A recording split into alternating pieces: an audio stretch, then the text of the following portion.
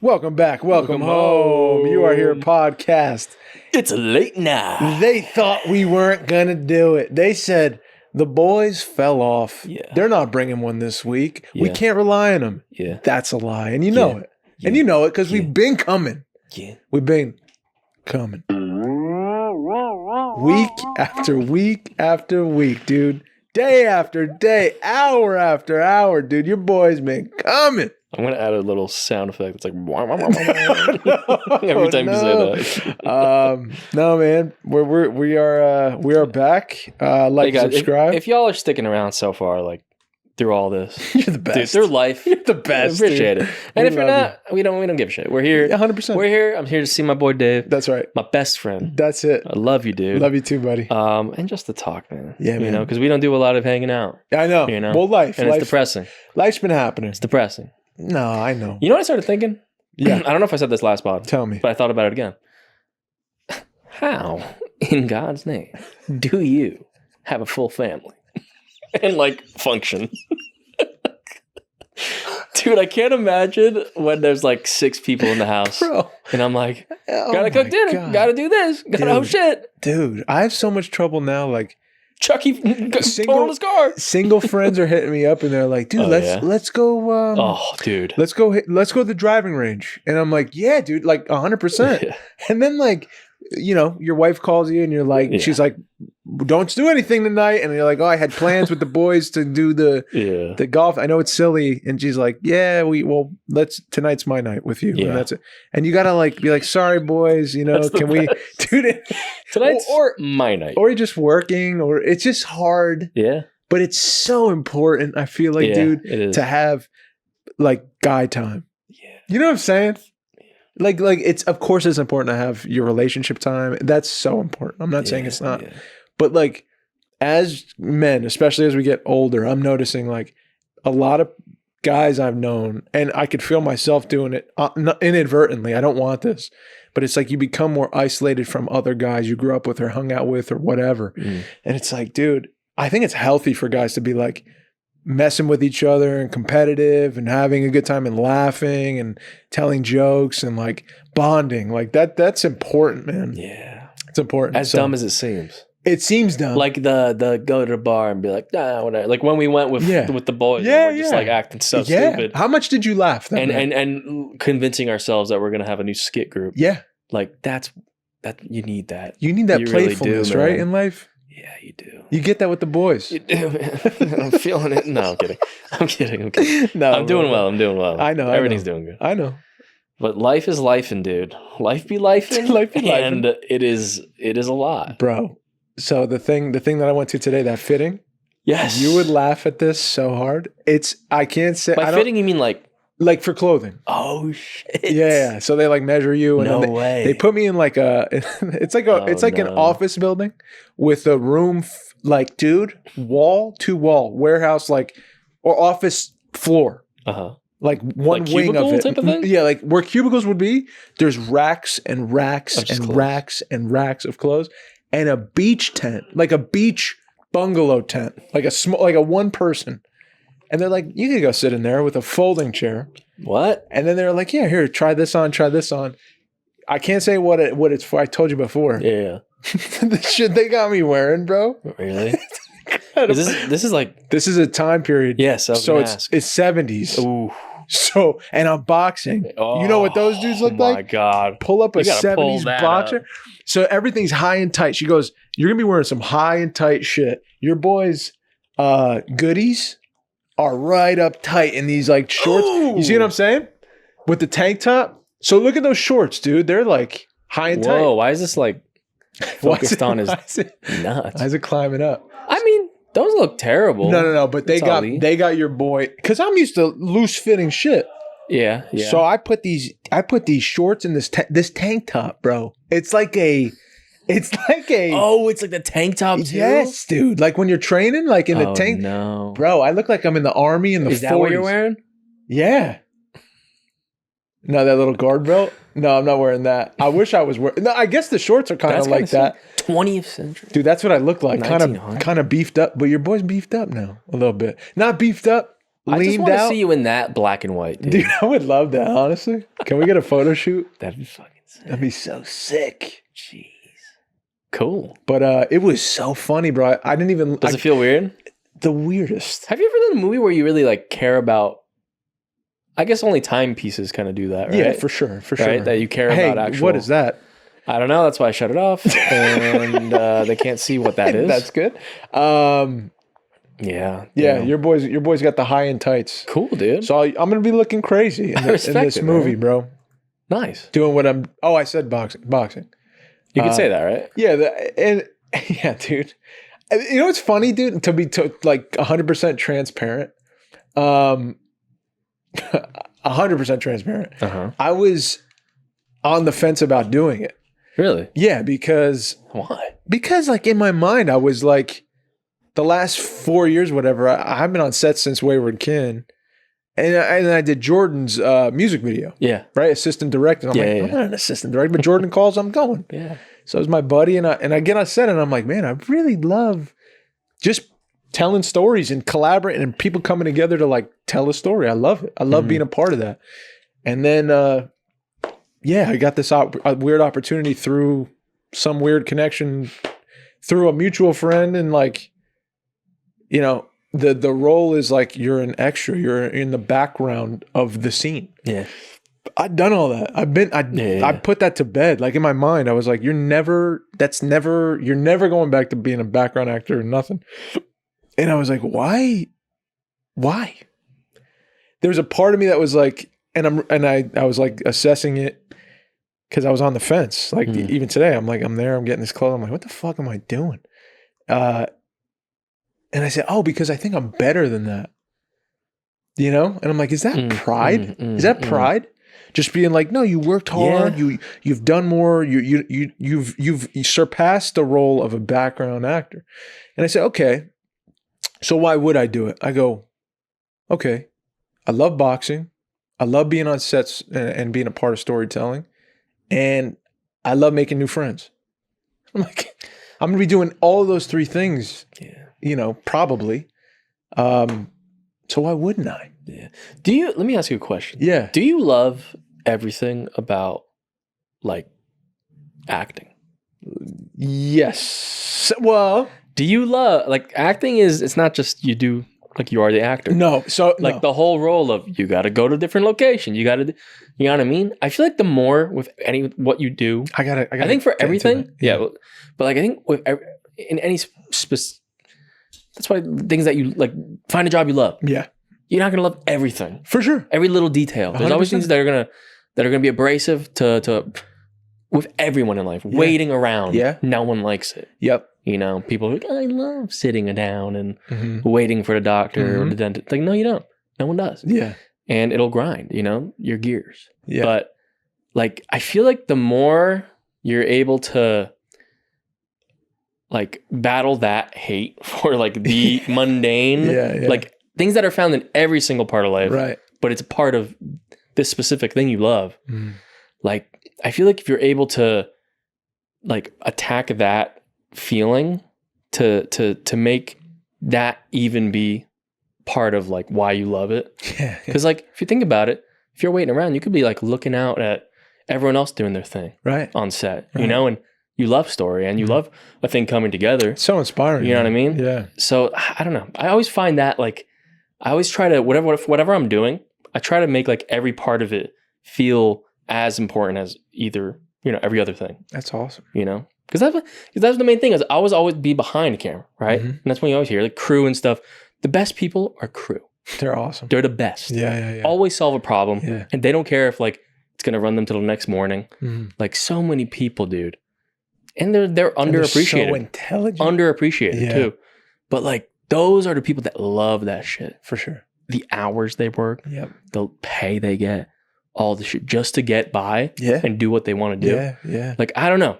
I feel like that mentality sometimes has to go up to the other ranks too. For like sure. Director, actors, like all the shit. For sure. You know? Well, like the experience I just had just now, like I've done this before, like I've been at fittings with these big rooms and you're getting like people run up to you and like, and they barely pay no mind and you're in and you're out and it's crazy. It's like a weird day. Yeah. And back then when I was doing this is the cool growth I've seen. Back then I was like so scared of like, I got to make good impressions. Yeah. Maybe, this is my big shot. Yes. This is the thing, the next thing for me. And then this time I prayed before I went in. I'm obviously in a much different place than I was when I was younger. And it was like, what's your name? Like I walked in and it's a production office. So there's like desks and people and it's huge. And this dude, me and Gary at the table, like the entry table. I'm like, hey, what's your name? I'm Dave. Like, and we just had like a little chat, and it was like I felt like, oh, I'm introducing myself to Gary for real. Yeah. I'm not trying to take something from Gary. And then I meet like the people that were fitting me, and then I'm really getting to know them. And it was like I was present for it. I wasn't like in my head worried about the future and what's gonna happen, and this will give me the next thing. I was able to like really just bathe in this present moment. That's wild.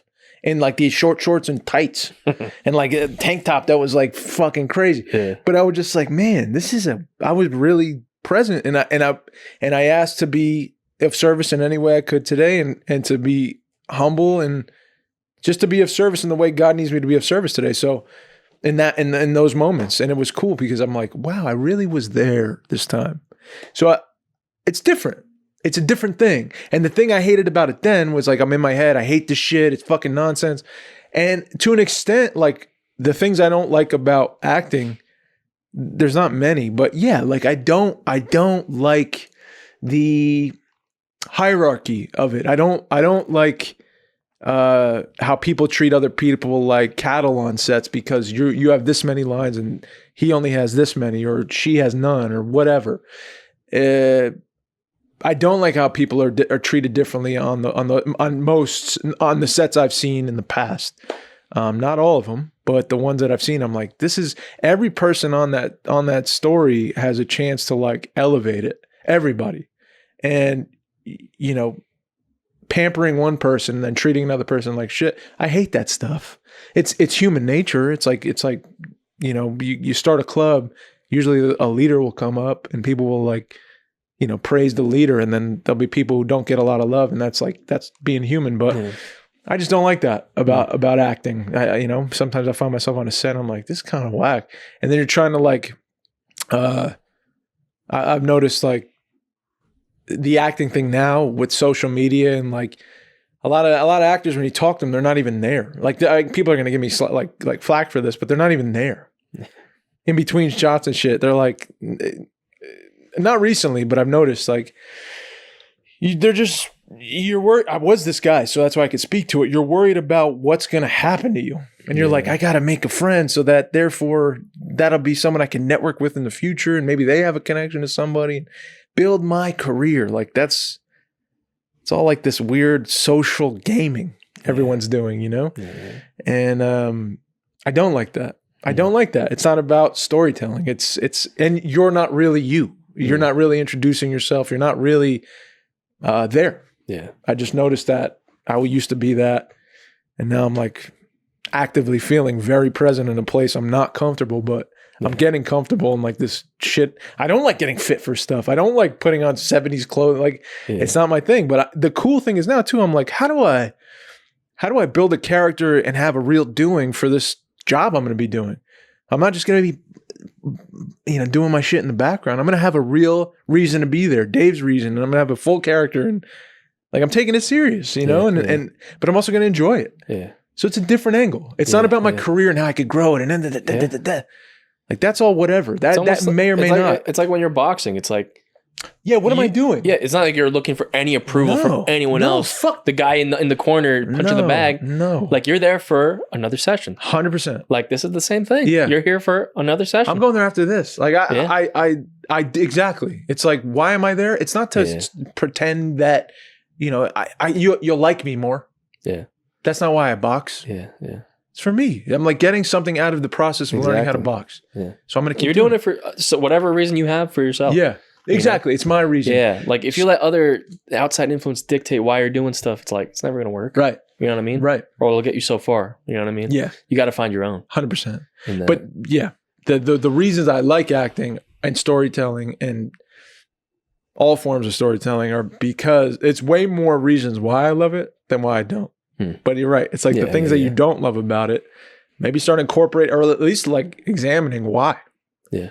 Why don't you love that stuff? Yeah. It's not like I'm saying like you have to force yourself to like be like, I love waiting here because it's so beautiful. I get to watch these people try different outfits on. Yeah. It's more like, I don't know, like being a person in that moment, being you in that moment is just like, Mike, will add so much to That's the thing about the Jordan thing that was tripping me out. I was on the set. I'm like, I don't even know what the fuck I'm doing. I really didn't know what I was doing. I'm like, oh, assistant director. What does that mean? Keep time? Jordan, you know, you said 7:30. It's 7:15. Like, that's my job or what? I didn't know what I was doing. But the coolest shit was like, I'm there watching another actor prepare for this moment where she's about to be introduced to like this wild sci-fi crazy circumstance and watching her tap into it in such a way. And I'm watching her change. And I'm watching him set up these lights with this other dude that I just met. And they're so smart. And they're like, and then the people who set up the props in the room and all that. It was fucking awesome to be just watching that. And like assisting where I could, but really like present to observe all these people coming together to do it. Yeah. To create a moment. It was like fucking inspiring. You know? I had no idea how inspired I'd be. And usually I'm in it. Yeah.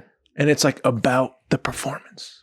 Now it's like I get to watch a performance up close as it's happening with the mistakes and the changes and the, you know, oh shit, the light went out. Let's bring it. It was just cool, man. It just really reminded me like, oh, this is your shit. Yeah.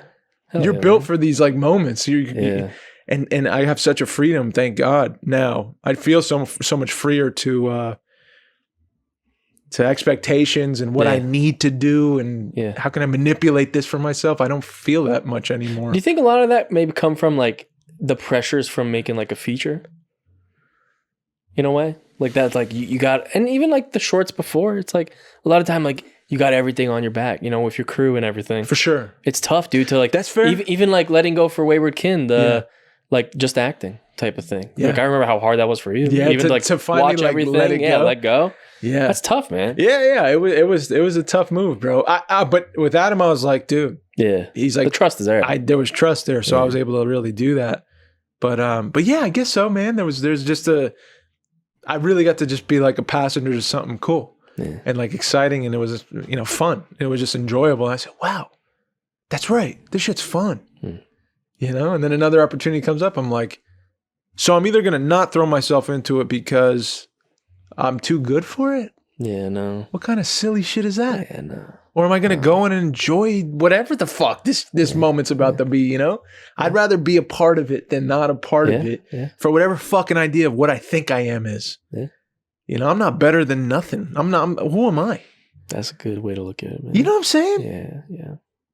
That's how I feel. Yeah. I think that's great, man. But the part of me that fights in the beginning is like, it's strong. You should be bro, this. You know this and that, and you did this, and people said that about you, and bro, fuck that. You're not gonna do that background shit. I will say it, dude. I've been on just like, and I know you'll probably love this too. Just like, I feel like the perfect like example to be and act as is Ethan Hawke. He's great. I feel like he's the best person to honestly like to. Not like be like him, but like model your, like I don't know, the way he is about art and stuff. I love it, bro. Dude, it's like Jesus Christ, Dalai Lama, and then like Ethan Hawke. Yeah, you know 100%. But like I watched him in I like watching Amoeba Records in LA. It's a classic record shop. Everyone's been there for like all the musicians, actors, and they do like What's in My Bag, like famous actor comes or musician bands, and he did it with and he did an interview with Killer Mike. Oh, Killer Mike. They just did a movie together. Oh, they did? Yeah. Oh, wow. Which is wild. Like, I never would have guessed. Ethan Hawke does $1 million I know. a year. But that's another thing. I can't imagine him being like, he'll do whatever. Dude.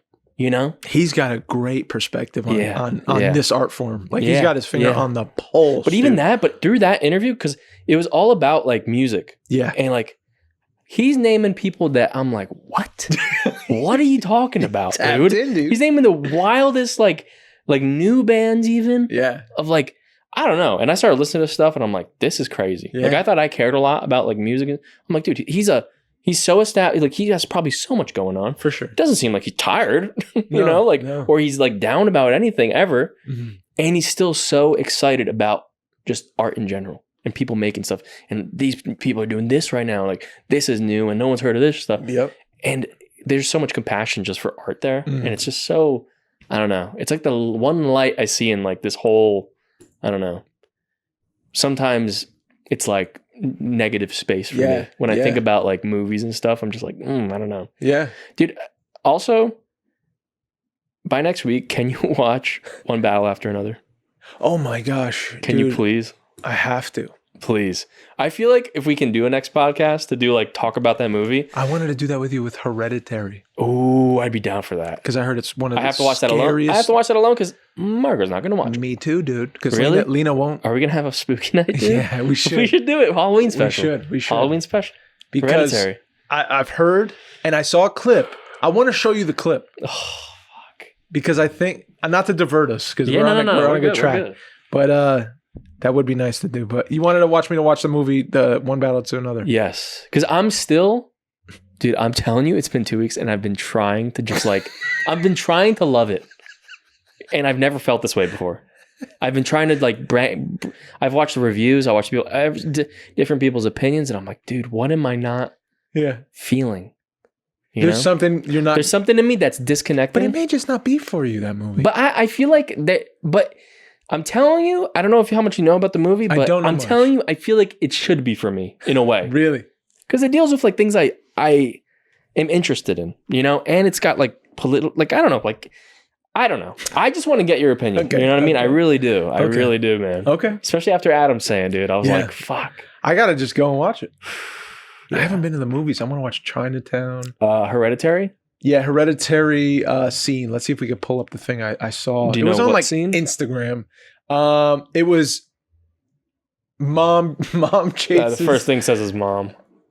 Are you okay? No. It's like mom chases son. See if they have that. It was on Instagram. Chases kid. Yeah. Oh, is this it? This is it.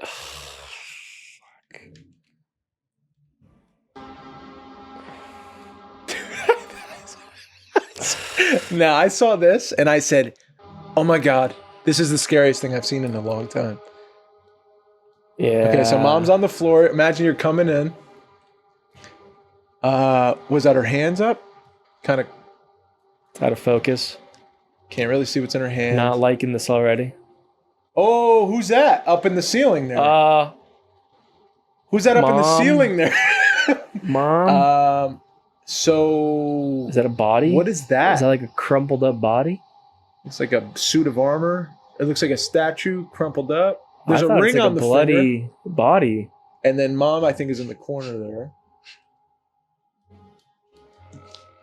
But we don't know what we're looking at. Oh my God, this is horrifying already. The slow focus to the corner of the room, dude. Oh my God. Oh my God. No, don't pan away from it. Oh, you know what that means. Don't pan away from it. You know what that means, bro. And who's that? What is that? Dude, this is in your house. Dude, that's your dad and your mom's up in the ceiling. Oh, homie's butt naked. Yeah, right? You gotta bleep that out. Oh, she ain't there. Okay. Look at it. Oh! No. Dude, look at her go. No. No. Dude, no, don't go to the attic. Crossface. Oh attic. My. Mom, stop.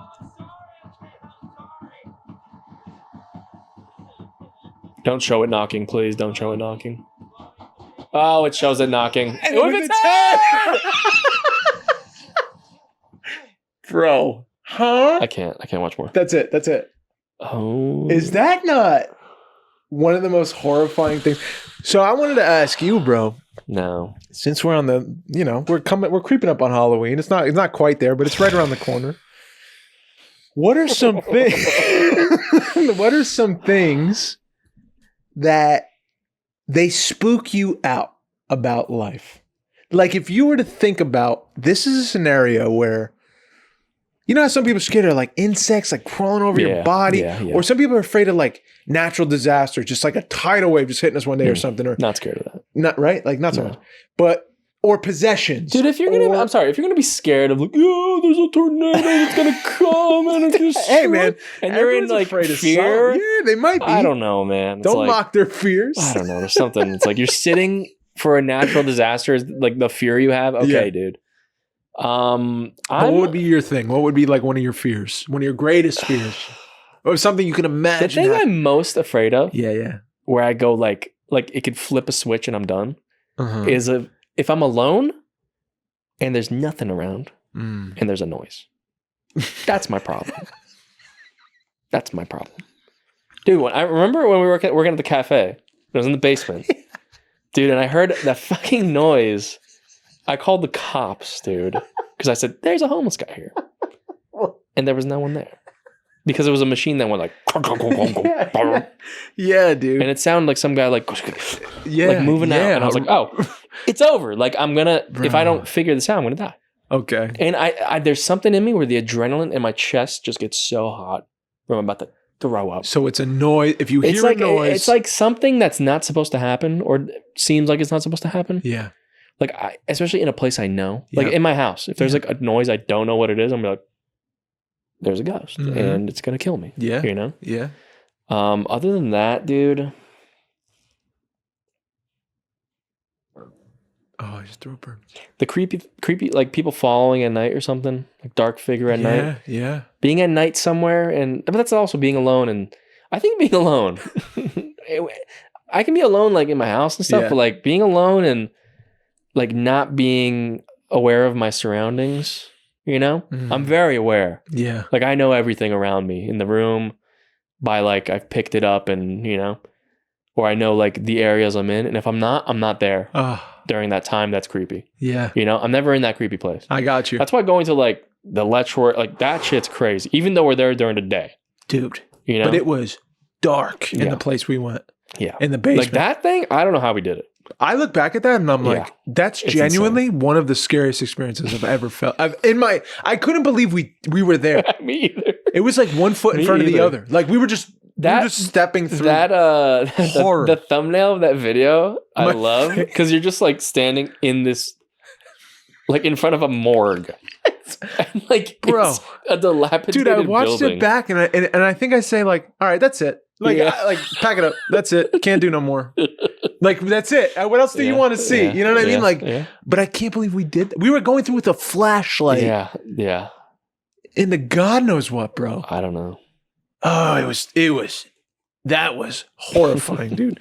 One of my, I think that's why that scene spooks me so much is if you have somebody you know and you trust and you love and they change like this and come after you or like act weird and you can't quite figure out what's going on, that's terrifying to me. That's freaky to me. Like dude, this is one of the scariest moments in my life. Oh no. I was probably 9. I don't like this. 9, 10. And you know, I lived with my grandparents and my mother. Oh no. And my grandmother is like sweet as pie. Yeah. But she's also very strict. Yeah. And like there was rules and you couldn't, if you messed up, you have to go sit down in the chair and like you had timeout, you know, or you have to go to your room and go to bed or whatever. But you couldn't, there was rules, there was regulations. Like, thank God for that. But this day, my grandmother, I was pushing her buttons. Like I would see how far I could push her when I was young. And I thought it was funny. You know how I still do that? Like I still like to stir the pot. So I'm doing it with my grandmother. And this is Betty D'Agostino. We're at the dining room table and I'm on one side and she's on the other side. And I did something, I'm not sure what it was, but I was pushing her buttons and laughing at her. And she goes, and she goes from serious face to David, come here. And I go, you're crazy, I'm not coming over there. And from serious face, she smiles. Like this really wide grin. I'm like, oh shit. I've never seen anything like this. And she starts laughing. She goes, come here. And I go, no way. And she starts coming around the table and I start doing this. So I'm doing the dance with her now. I'm like, no way. I'm not gonna, like, you're acting crazy. And she's like, David, come over here. Come here. And it keeps getting like worse. It was like a nightmare. Yeah. And she was like, not maniacally laughing, but like devilishly laughing. Dude. It was horrifying. You never did that shit again. Dude, never. Oh, man. Dude, I think I ran into like my room. I go, Grandma, please, Grandma, please. Yeah, I was like, no more, please. Like exactly like that. I was like, please, Grandma, please. And I think she was like, she said something like, you learned your lesson now? And I was like, yeah, I'm so sorry. Oh my God. She scared the shit. She went hereditary. Dude, she went full hereditary on me. She was horrifying that day, dude. I think she got like a kick out of it. She just never done that before. Shit out of you. She was so like, you could probably scare a kid so easy too. Oh my God. Insane. It's terrified. Damn. Terrified, bro. Oh, there's something too about like old people doing it too that really freaks me out. Oh, because they're not supposed to move like quick. They're not. And she was like shuffling. Yeah, exactly. You're like, oh no, come over here. Yeah. It's like, oh my God. No way. I'm good. Like, no. I'm good on that shit. No, Grandma, no. I'm fucking good, man. I remember sometimes my great grandmother raised us. She would just like do this thing, and she would scare my friends. She would just open up my door like just like this, a crack, just to peek at you, and peek at us, just to see you, dude. And it's wild because we'd be like loud and rowdy, and then like we just hear the door go like, and it was, and she's just like, she just wanted to see, and we're like, I'm like Babcha. She's like, nothing. Nothing. And I like say again, and then I go up to her and I'm like, what are you doing? She's like, she does this. She goes, a cuckoo. It's like, I don't fucking know. Then she just shut the door, dude. She was nuts, dude. But she was a jokester. Yeah. Like she was a jokester. You could tell. But I don't even know if she was trying to be scary. She's just trying to like funny. Just funny and just freak us out a little. Dude, it was the worst. She would do that to me alone sometimes too. Oh no. Like just the door go like, no. Oh. That's scary. Yeah. When you're alone, dude. Yeah, I think that's top tier fears of mine is like a family member or friend like changing. Yeah. The most scared I was is that one ghost thing I have. Like the closet thing open, like that thing where I'm alone at home and then the door just opens in my closet and I get the feeling before it even happens and I look and it happens, then I'm like, I think it's a scary. It was a slide door, like a closet door? It's like two doors, like you push two together. French door? Like it's like a double door. Yeah. Basically. And you just open it. It locks on the door, basically. Two handles. And it just opened. That it fucked me up. Did you know what? You didn't put it in the video and people aren't gonna believe it. Yeah. People aren't gonna believe it. What?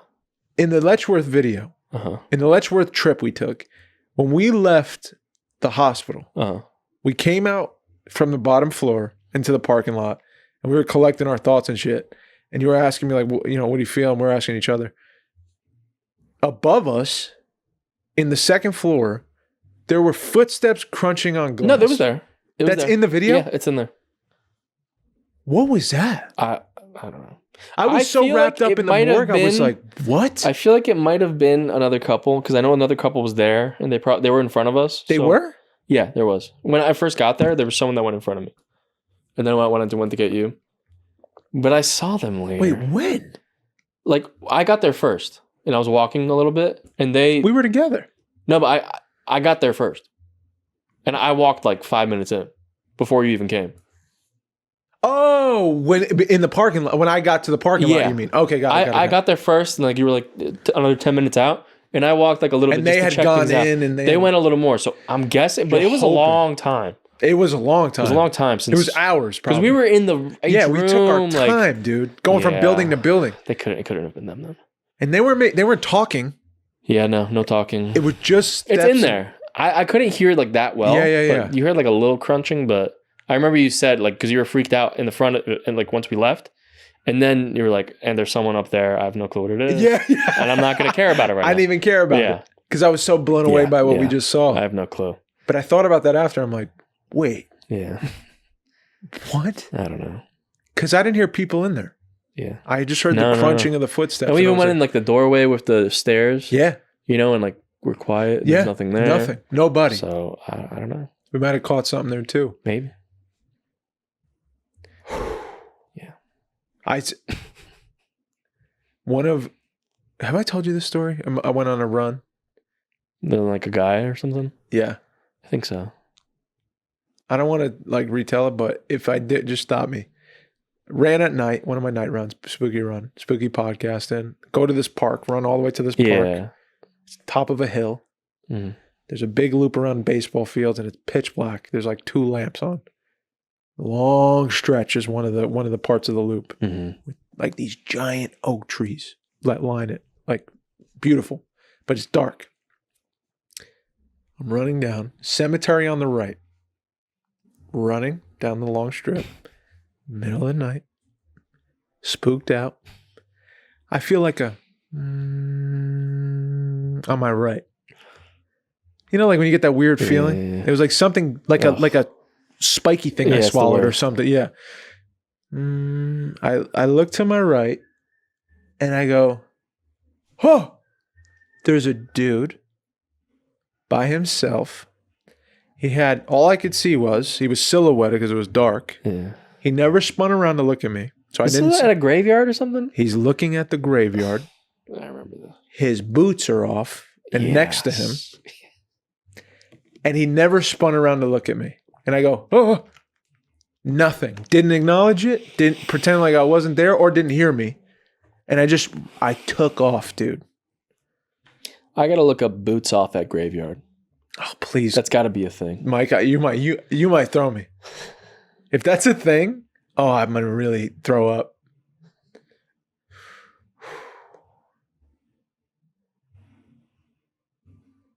Is there any explanation for a dude? What did Walter say? His crazy ass told me something.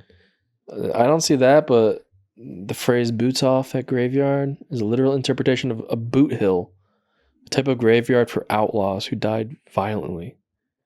Whoa. Referring to presence of boots on graves. Oh, jeez. I don't know about that. Maybe he was a criminal. Maybe it's the ghost of a criminal dude. No phone. I imagine you put your shoes in the 30. graveyard, ghost's going to take the shoes. Ghost's going to step in some shoes. Right? Or you leave them for the ghost to like party at night, like when they come out. Throw your cowboy boots on and like jiggy. I ever have that? You know what I mean though? Like that could be a sick movie scene actually. Like you leave, like the boots are in the graveyard. Yeah. And then at night, it like, because it's a human connection, it like forms the ghost. Oh yeah. Dude, where are you on? I carved a pumpkin, dude. Did you? Me and Margot carved Shadow the Hedgehog in a pumpkin. Your guys' first Halloween together. Yeah, dude. How's it going, bro? And she's working, so not giving out candy. But we decorated. Did you? Yeah, and I'm going to give out candy. Good, dude. Putting out a bowl. You're doing it? You ever put out candy or anything? Yeah, but answer the door. Don't just throw out a bowl. Well, I'm going to be alone, so I don't want to. I was thinking about, like, because I have the porch, I want to be like, yeah. I want to. No, don't scare them. I want to scare the shit out of kids. Dude, no. You got to be like, it's all right, kids, here's some candy. Yeah, I just got to get some sort of, like, costume. Oh, your neighbors definitely got costumes. Might have something attached to it. Okay. But, dude. That was going to be my other fear is, like, one of the scariest moments of my life is when I was in your basement doing my laundry and you weren't there. And then I was remember those days. And I was cleaning it out from being the flooded. With my fucking shop vac, filling it up, dumping it 20 times. And I just hear splish, splash, splish, splash, splish. And I looked over and sure enough, it's your neighbor. And it was just me and him in this basement. Hey, honey. Yeah. I was like, I didn't know what to do, bro. He scared me. You really? He scared me. That sounds scary. He's like a kind of a wild looking dude. If you like take a look at him, God forgive me. He's like unique. He's like Cuban or something. It's not his race. He's like he's just unique looking. Like he could be like in a horror movie. Really? For sure. Yeah. He'd be like the first zombie that turned. You know what I mean? Like you could see him zombified. If you really look at him, you see it. I'm telling you, next time you see him, he's like, hey, honey, just look at him. Yeah. Give him another 10-second stare. Not too long. Yeah. But really, you know, Damn. give him a look down. Okay. I'll go for it, man. Yeah, I can imagine horrifying. you getting scared, dude. That was I'm surprised you didn't creepy. punch him, bro. Well, it was just weird. And then he walked past me, behind me, and Yeah. I was like, it's weird for two grown men to be in a basement that don't know each other. Yeah, Think about weird. that. That is weird. It's not That's my basement. strange. Yeah. I mean, it's... And I for sure didn't tell him you're going to be there. It was awful. And I was like, oh, I'm Mike's friend. I'm just helping him clear out the basement. And he's like, oh, okay. You want to clear out this basement? Oh, God. No, come on, man. I don't mean to make fun, but it was creepy, man. It was weird. Yeah. It was one of those weird life moments.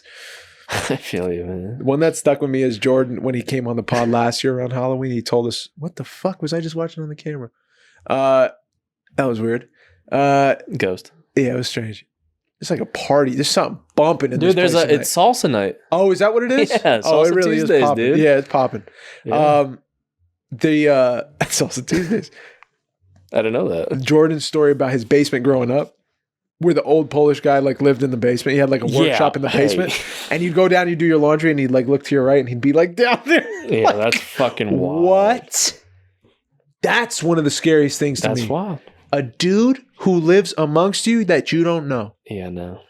in the walls and shit, or the basement, like hides in a crawl space. Did you ever hear about that? I've heard. I listen to like. I love podcasts seeing about like people like buy a house and they Hey. find like a corridor. Yes. Or like that. What a video of the Airbnb guy. It's like like a sick Airbnb. No, dude. And there's a guy in it and he starts hearing like a noise through the wall. And he's been there for like a night already. Oh, it's like the next night. And all he hears is like a bookshelf, like a noise. And it's a door, a hidden door. And the owner's opening it. And he's in like his underwear. And he's like, oh, hi. How's it going? What? He's like, he hides in there.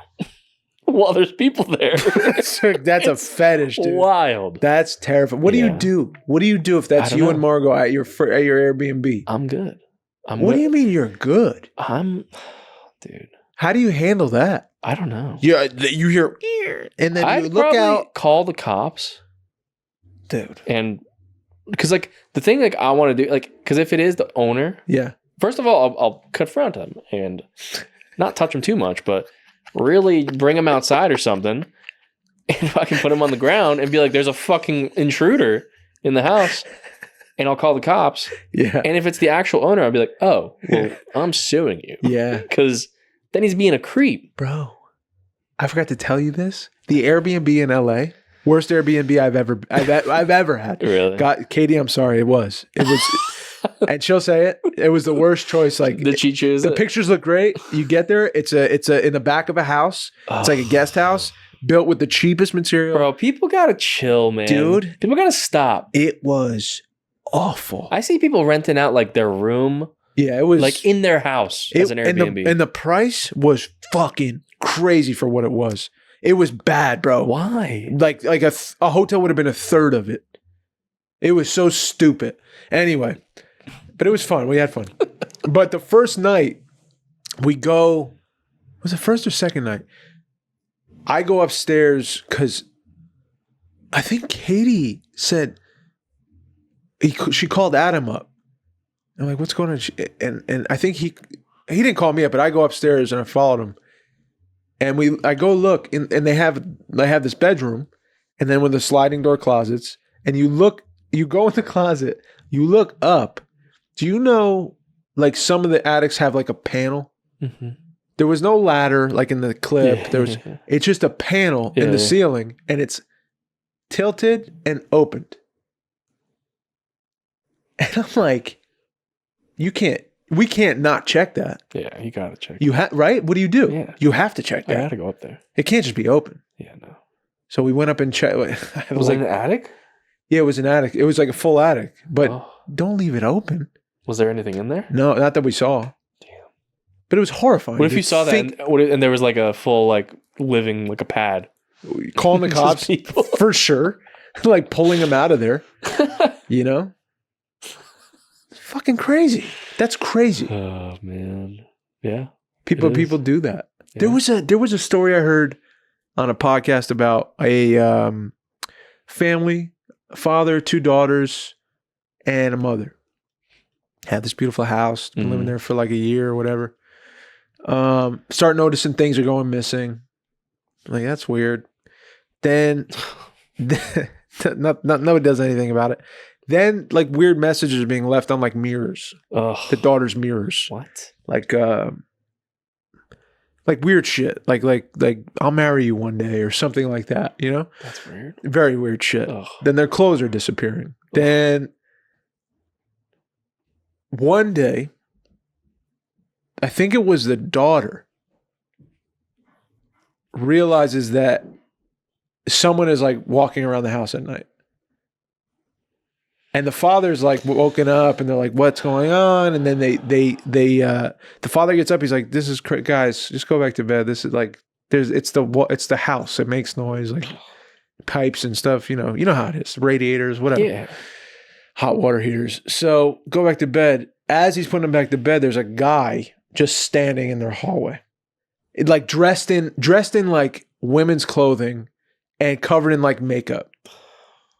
And they run out of the house. They call the cops. The cops come. They go in the house. They can't find anybody. Right? They can't find anybody. So they're like, go somewhere else. We'll watch the house while you're gone. Like stay somewhere else for a bit. They stay. I think they get a place at their like family member's house or whatever. They stay there for like 2 days. The cop is watching outside. Like someone's stationed there every 8 hours. Like someone's sitting there on the curb. Just in case if that person comes back or whatever. Then the father comes back to go get things from the house, like shit that they needed. The cop's like, the cop wasn't there because the cop was switching. The other cop was coming to take over the post. He walks in. The dude is full blown in a wedding dress. Now he's covered in like all kinds of shit, and he's basically saying like, I'm going to kill you guys. I'm going to kill you guys. I'm going to kill you guys. Father goes running out again. The cops show up again. They get him. The dude had been living like in the walls in like a crawl space behind the closet for months, spying on the girls. He had like fantasies about being one of the girls, I guess, and then like killing them and taking their place or something. It was like, how do you live again? You know what I'm saying? Yeah, no. I'm done. How do you I'm done live living? Again? That's fucking like, it's Resident Evil. You know what I mean? Yeah, it's like, yeah. It's the worst of the worst. I can't imagine, man. Like, why? You can never feel comfortable in your own home. Dude, your home is your sanctuary. I can't. That's your place. Yeah. You know? I can't. You can't have something go down in your home. It's bad, bro. It's bad. You can't have another life form in your home. That makes me feel terrible, bro. I know, dude. It takes one person with one idea that's a little kooky. Just crazy. And just crazy enough to do it. And there's more crazy people now, dude. Way more crazy people. That terrifies me, bro. It gives me chills, man. When I get a place on my own, I'm going to knock down all the walls. And there's going to be no secret passage to anything. There will be no secret. No. Nothing. Not at all. I'll be looking behind every corner, crevice, behind radiators, all that shit. I'm going in new insulation. Yeah. I got to see everything, bro. What's under the basement? I got to know. You know? What do you guys plan? So for Halloween, nobody's dressing up? I don't think we're doing anything. Really. Oh, she's working, and then I know I'm just gonna be around. She's night shift your day. I'm gonna give. I'll give out candy. Yeah, I'm gonna give out candy. Yeah. I'll be good. I got a Snorlax onesie. Oh, that's cool. So I'll wear that. You wear the Snorlax? For the kids, dude. Wear it on the pod, bro. Yeah, I'll do it. You know, screw it. We should do Hereditary. We should watch. We should do it. Let's do it. Watch it this week, and then we'll talk about it. I'm gonna watch it alone. Me too. Oh, we both do. Fuck, man. Let's do it. I'm down for that. I'm really down for that. Okay, and we'll give our reviews. I have just to close out. Do you have anything to close out? No Halloween stuff?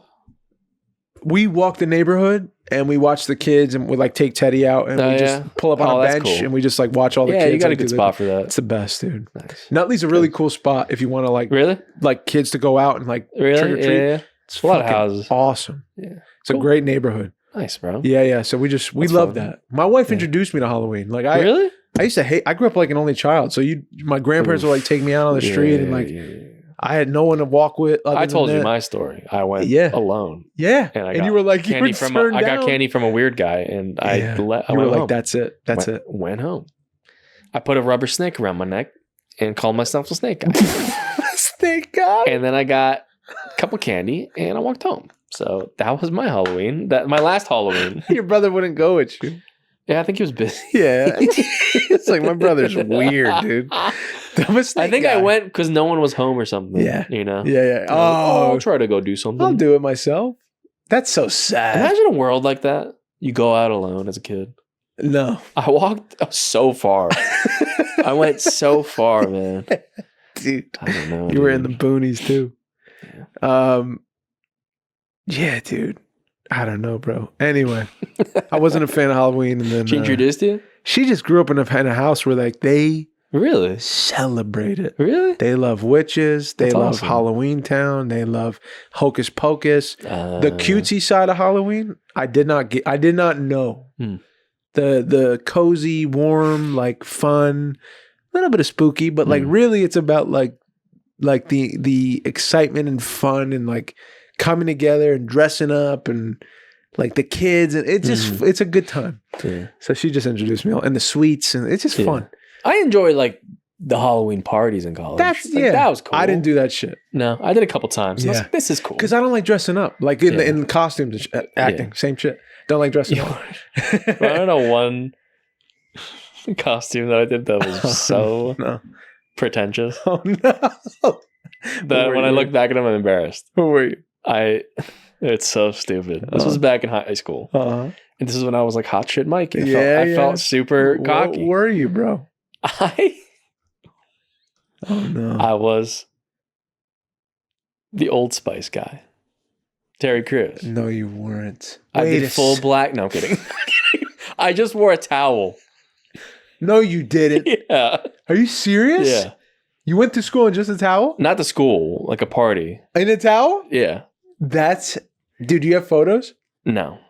I got drunk off my ass and I slept on the porch and it was like 40 degrees. It was bad. That's crazy. It was really bad. You were Terry Crews. Yeah. The Old Spice guy. Good thing I didn't do blackface. Was he was Old Spice guy back then. Back then it was like a meme, I guess. Yeah, it was. Good thing, Mike, good thing. I thought about it, dude. Schmanchmold. Thought about it. That was close. That's a close call, buddy. Imagine I had that locked in. Oh my God. In my history. Dude, scrub it now. If you do have a photo, if anyone has a photo of Mike at I know. At that party, scrub it. Oh, bro, pull up real quick on. Do you have your phone on you? Yeah. Pull it up and open our TikTok up. Do you have the account still? Yeah. I sent a bunch of at the beeps. We could like listen to a couple and respond. Sure. I started doing that. I have also 2 stories. Okay. You want to go to your stories first? No, we can do this. Guys, send in questions for me and Mikey. Any comments, anything you'd like us to talk about. We're always here. And if you just want to talk, DM us. You can always reach out if you're feeling alone. Dude, TikTok, fuck off, dude. As I was saying, we'd love to hear from you. I have to put all my contacts in on... Oh, don't worry. I'll pull it up. But tell me your stories. What was the story? You're breathing so heavy right now. All right, I got him. You got him? I got him. Okay. Okay. Here we go.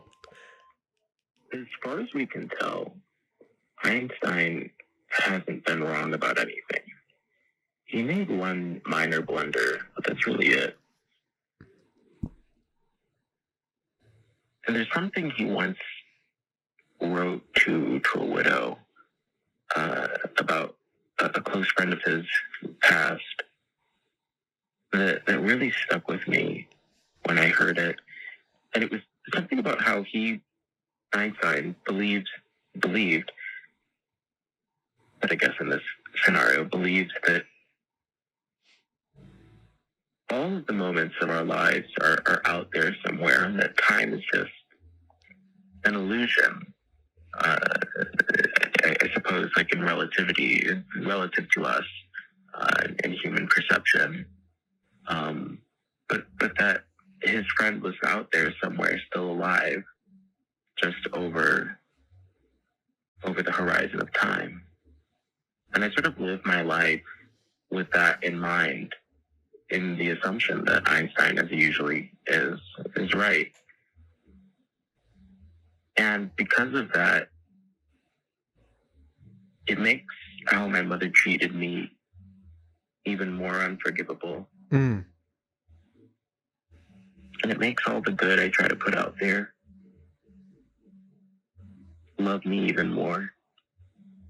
And I just wish that more people walk through life, walk through moments as if each moment of their life was always going to be there, out somewhere.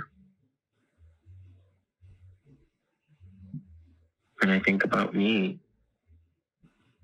and all the pain that's happened.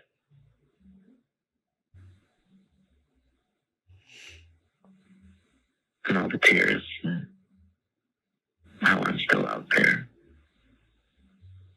And it makes me hopeful, but it makes me really need good things to happen moving forward.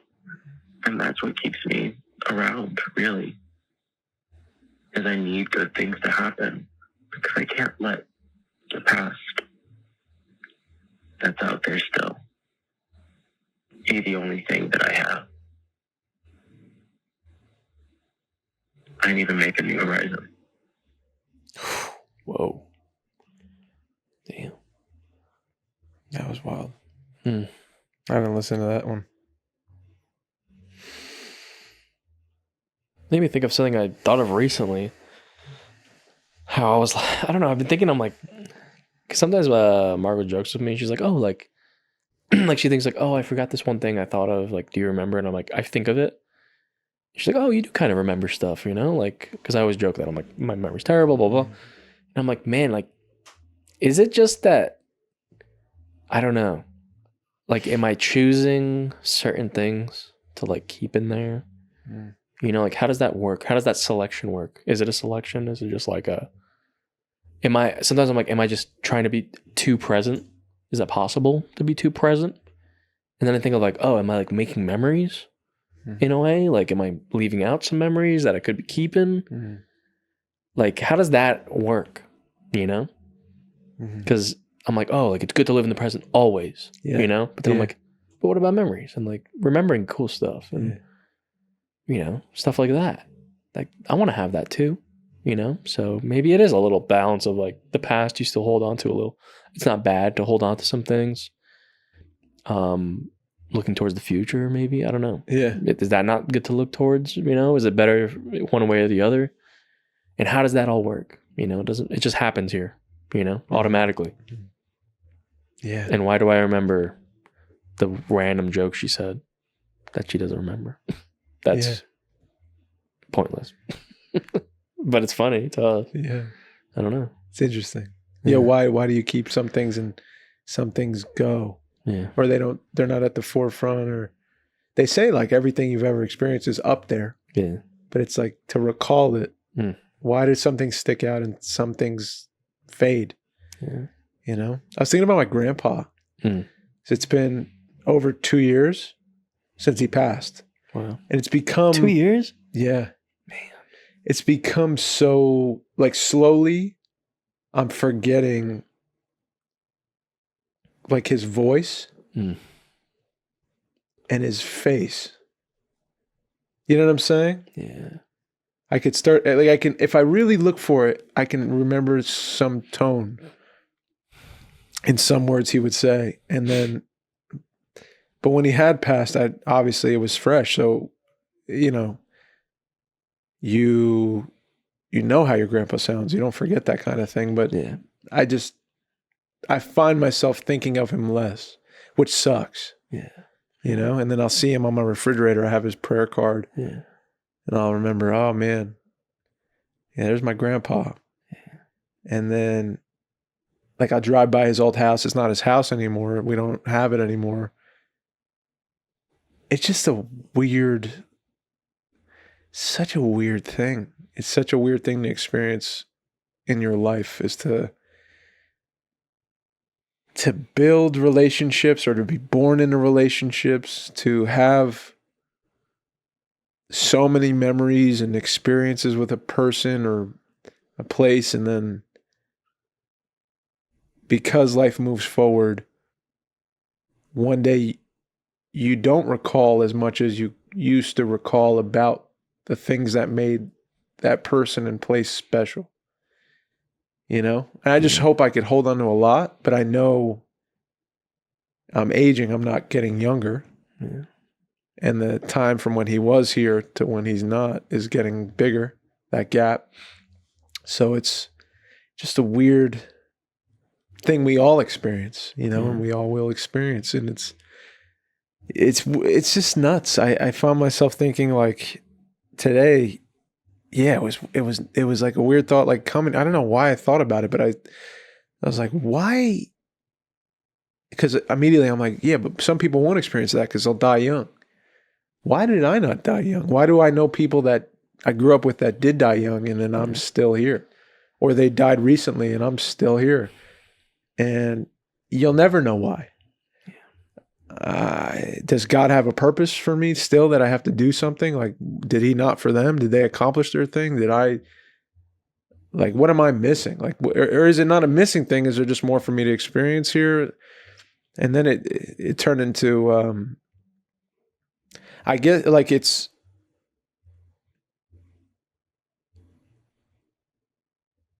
I may never know, you know, before I draw my last breath, like, what, if I had fulfilled whatever purpose, had I done it already or not, or did God keep me here for a reason or not? And I like to believe that, you know, I would like to believe that he's got me here to help do something for him that's greater than myself. And that gives me hope. And to ask those questions sometimes is tough, because it's like, you'll never get the answer directly, you know, like, this is why you're here, and this is why I haven't taken you yet. And, you know, it doesn't make any sense. You know, from my human flesh, I can't grasp it. My brain can't wrap its understanding around it. So you just kind of live with it. Yeah. You take it day by day, and you realize the gift of life is a gift. And I'm trying to focus more on that, because life gets heavy, man. Life gets heavy. And, you know, like, you know, things happen in a snap, and you're either still here to scramble and pick up the pieces and grow from that experience and strengthen yourself, or move along with these, like, broken parts of you and try to heal them. But I've seen so much good in life too, and I'm grateful that I've been able to live this long. Like, I've been able to live a good amount of time. And yeah, I journaled about my, because it's like, it's kind of it's a little bit of like a weird topic, and I won't say no more after this, but, like, you know, I'm the third David Volino in my lineage. My grandfather who passed was David Volino. My father's David Volino. I'm David Volino. And so this, like, duty tradition that I kind of was born into made me feel like I have to name my son, if I have a son, David, to keep that going. Yeah. And I was always kind of, you know, me and Lena go back and forth with it. And it's like, well, what do you want? Yeah. Like, well, I want that. I want to name him David. Well, why? Well, because I love my dad. I love my grandpa, and I want to keep it going. Okay. And that's its own conversation, and I've been focused on that for a long time. Why would I want to do that? And it's, you know, this duty, this feeling of, like, I need to keep it going. If I stop it, it dies forever. Or who knows, you know, if I don't have a kid, like, it dies forever, whatever. So that's a lot of responsibility. That's weird. That's like something you got to leave here before you go, and you want it to keep going for some desire in you that wants to keep your family line going. Like, it's weird, but it's real, and I feel it. And I've always been kind of focused on that. Like, I have to do this, and what do I think? And me. And because to get back to living long enough, and because I've grown, thank God, because of other people teaching me things, and because him teaching me things, and I've been able to reflect on my life for so long and grow in the relationships that I have now. Like, I asked a question I never asked, but I just asked it was, well, why did my father name me after his father? You know, I never thought of it. Yeah. I was like, why would he do that? Like, he loved his dad for sure. Like, loves his dad, but like, they had issues, dude. Yeah. You know, and then the thoughts that started coming to me, I was like, it started teaching me about me. And I was like, whoa. And it gave me a wave of empathy for my dad. I was like, oh my God. Like you may be just following in the footsteps of your father in the same things he never worked out for himself. Whatever you choose, like it's good to experience and like acknowledge a thought. Like I never looked at the same specific scenario from his angle and why he would do it. Never asked him. I'm sure he'd say, 'cause my dad, and I love my dad. But there's more there. And I could ask him, which I want to ask him, but I had like been coming up with my own answers. I don't even think he'd shoot straight with me about it, you know? Yeah. And the things I'm finding, I'm like, whoa, it's telling me a lot about myself and a lot about who he is. And, you know, there's something there that I could relate to, which is like my hunch, not my, I don't know this as a fact, but my hunch is he named me after his dad because he wanted to show his dad how much he loved him, but he wanted his dad to reflect the love that he really wanted to see from his dad. And that gift of naming his son after his dad was like, you see, Pop, now can I get what I need from you? That's kind of my hunch. Yeah. Which is trippy. And I don't know for sure. Do you have that? Like, because you want to name your son after. That was my instinct is like, I got to do that. Is that kind of what you feel too? For sure. If I'm not like, if I'm being so real, there's a part of me that's like, if my dad's a loving dude. Yeah. We're very tight now. Yeah. We've been tight, you know, in a lot of ways, but I really didn't, I had a lot of issues. And, I think part of my issues was like born out of, dude, I'd love for him to look at me and be like, you're so special and I'm so proud of you kind of thing. And like, you can't just to know that that's how he sees me would have been everything. Yeah. It would have been like God coming down and saying like, David, fuck, I love you so much. You know, that's how I love my dad to death, but like God's God and my dad is my dad. And it's like, it's proportionally sized now, but growing up, dad was God, you know, dad was everything. So it's a trip.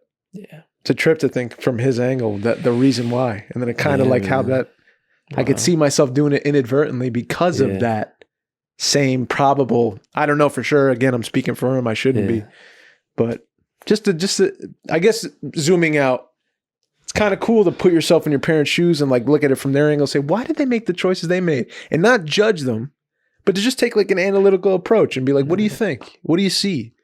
Like a detective, like you're putting up a little magnifying glass. Why would they do that? Like it might tell you something about yourself. Yeah. Because you do come from them. That's really interesting, man. Yeah. I hope you do ask him too. Yeah. And just whatever answer he gives you. I'm hoping to get him here, man. It's been 2 weeks running. I'm really hoping to get him here, bro. No, okay. That would be a wild episode. It would be. The reason I want to do it is like because I know. Because you know it'll be wild. It would be wild. And I don't know I don't know what way you'd. And I got this nice chair for him. Yeah, yeah. That'd be a trip, bro. And this chair smells like a cigarette, so that's perfect. That's fine. Walt will sit right in that thing. Yeah, I gotta get a vacuum in here. Yeah. I wanted to add on because while you were talking about in the beginning, it made me think of I don't know why it made me think of this, but it made me think about how I feel like it made me think of my great grandma because that's who I kind of relate to most with what you were talking about, and how she was always kind of just like this safe haven in a way, like a blanket. Yeah, no matter what. And I remember, like, I don't know why I imagined this, like, because you were talking about how like you kind of forget about things. But, like, dude, when I think of her, I like can see her. Wow. Like immediately, and hear her. Yeah. And I just imagine like this one time, like a couple of times, it happened a lot of times actually, where I would go to her to like cry. Wow. And honestly, as me, like I never really cry. I cried in front of my parents and my brother, like, you know, family, but I've never really like went to someone for comfort like that ever, really. I think I only went to like her ever for like that kind of thing. So I just remember like being on her lap or like sitting next to her and then like start bawling and then she would just be like console me and I'd be on like her lap and she would like touch my hair and stuff like that. Wow. I remember like I just like remember I can like feel the way her hair felt and like what her pants felt like, and I don't know, like that kind of thing is like I never forgot, you know, I never will how that felt, you know. Yeah. So there's something, I don't know, maybe to that, you know, I don't think you're going to forget ever. Yeah, like it's always going to be that time you spent, like that guy was saying in the call thing. I think it's always there, you know, and you could always go back to it, but maybe you do have to kind of search for it a little bit, but you'll get there, you know, which is a cool thought. Yeah. You know, I like that's that true, a lot. Man. It also made me think, I was like, man, maybe that's like why I don't like cry to anyone else. Wow. You know, like she was gone, so I don't really have that type of thing. You know, I don't know. I just thought of that. That might be dramatic, but I don't think so. Know. I think that's a fresh thought. Yeah, yeah. I gotta go visit. Very her. True. Yeah, I was gonna ask. Have you seen? Week, have you visit? Okay. Because the fam's here. Take Margot. Yeah. I gotta show. Introduce. Do you still hear her? Do you have any like any subconscious, like you're doing a thing and you're like, oh, she would have said this right now? Yeah. That's always. Just like through everything I do, honestly, like I feel like, especially like being like trying to be funny and stuff, like I always, those kinds of things she does, I do that to Margot and like, you know, that kind of, the way she was, I feel like that's like runs through me no matter what. That's right. You know, and it's like almost like always be playful type of thing, you know? Wow. No matter if things are hard or like, it felt like anything, like even like when she got admitted to the hospital and she had like some scares and had you know, the ambulance came and like everything was scary. She'd be like, when she was good, like stable, like she's joking and like, it's like, oh, everything's fine. Like we're chilling, you know? Like, and I'm like, what? Like, have you ever felt shitty? Like, you know what I mean? Like you're in a fucking hospital bed. Like she's like, oh, get me out of here. Like we can escape, you know? I'm like, what? Wow. So I don't know. Like that really, I think, passed along to us, to me and my brother and my family. And, or I don't know, I'll speak for myself. I feel like that really, I try to live like that. Yeah. Cause she always would tell me that, you know, like making light of things is like, makes you healthy and makes life like a little bit easier to go along and enjoy, you know, and not sweat like everything that happens. And imagine what she went through. You. What did she go through? She went through the craziest shit, man. Bro. Craziest shit. One day, I'm writing everything down for my whole family. You should, dude. Me and my brother are we're gonna write everything. Maybe a movie, dude. Maybe there's a script in there or something. Well, just to get it out on paper. But something, man. I want everything. Because, dude, I'm telling you, it's a lot. But the will she had to have, the survival, dude. Instincts. She went through the worst, dude. And what she learned about her walk, her journey, her struggle. Dude, even her, like, my parents went through like, they got rations from the government. They got like a loaf of stale bread. You know what I mean? Like, it's Soviet bloc through all that shit, like communist Poland, like, like she was around during the Holocaust and the war and all this shit. You know, but somehow she's just this angel. And look what she told. Look what her lesson was from all that. Like, Mike, laugh. And never really like made it a thing to like teach. It's just like showed through it. Just did it. Yeah. That's really interesting, man. And in that way, she lives on through you. 100%. Because of the way you choose to live life. Yeah. That's a direct line to her. Yeah. So and even I think about that with like when I'm a grandpa. Yeah. I'm going to be the safe haven. Yeah. You know, like I don't give a shit. That's right. I'm going to be Come to me. Yeah. Like, don't worry about them. You know, like your parents are assholes. That's right. That's right, dude. They're being annoying. Yeah. They're being crazy. Like, yeah. I don't know. That was like a very safe space for me. You know, that I cherish forever. Yeah. She can hear you right now. Like, what's something you tell her?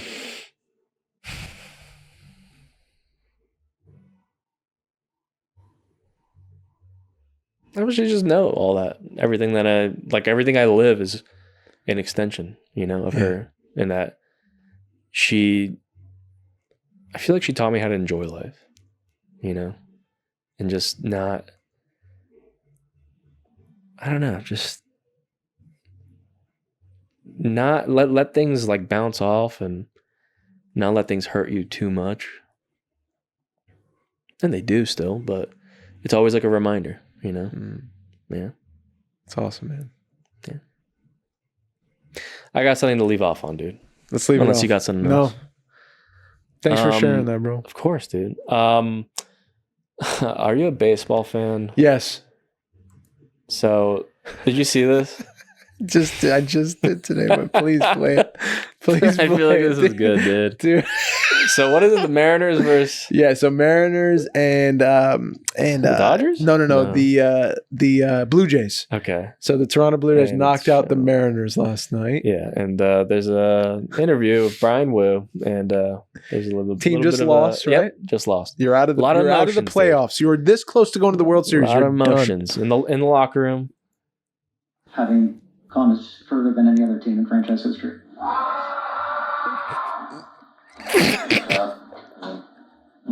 Legacy. Yeah, that's the podcast. That's amazing. Dude, that's me. That's guttural, man. Oh, I love it. I love it. Oh, that's that feeling. Everybody knows it. Everyone feels it. How often do you shout like that, bro? That's pure just fuck this. I need that isolated. Death curdle. Oh, that man. sucks, man. The pain. That's pain. That's pain, bro. I love this guy's reaction, though. He's like, well, yeah. Shout out to Brian Wu for holding it down during that interview, bro, in the midst of a blood-curdling scream. Oh, wow. Well, good. Great shit, video. man. Thank you. Love you, dude. Love you, buddy. Another great one. Thank you so much. We love you guys. Yes. Reach out if you need us. Yeah, like and subscribe. Leave a comment with your favorite Halloween snack. Favorite Halloween costume. Should we do a rating of every Halloween candy? Yeah, dude. My name is Mike, and I'm signing out. My name's Dave. I love y'all. Please be kind to yourself. Please be kind to one another.